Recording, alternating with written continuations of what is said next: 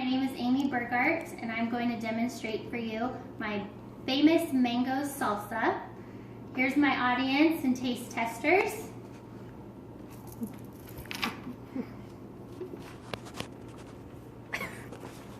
Okay, let's get started. This recipe is perfect for summertime, for a Mexican fiesta or a backyard barbecue. It's simple and easy to make and won't break the bank. Not to mention your guests will love it. I like to make this dish every summer, and it is a hit for all my friends and family every time. For demonstration purposes, I went ahead and prepared all the ingredients. Okay, let's start out with the main ingredient, mango. I like to use fresh mangoes when I'm making this dish.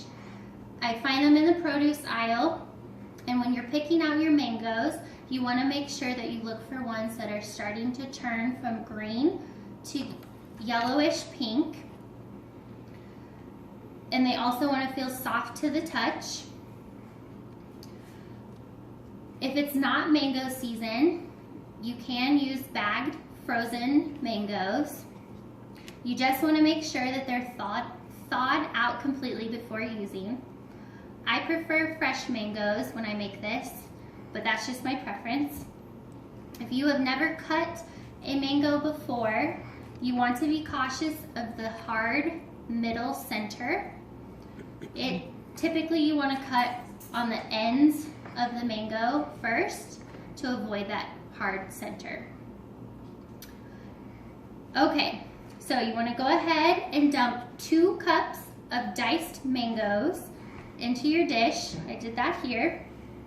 This is about 2 to 3 large mangoes. You then want to add a red pepper. I typically use about a small to medium sized pepper.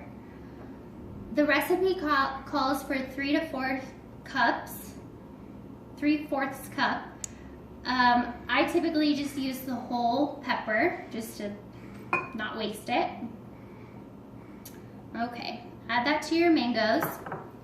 You then want to dice and seed a whole cucumber, which I have done here, and add that to your mixture.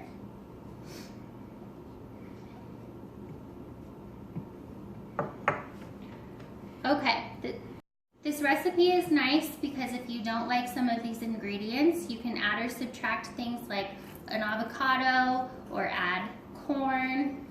That will also make this a great dish. Okay, you're now going to add a 1/2 cup of chopped red onion. Put that in there.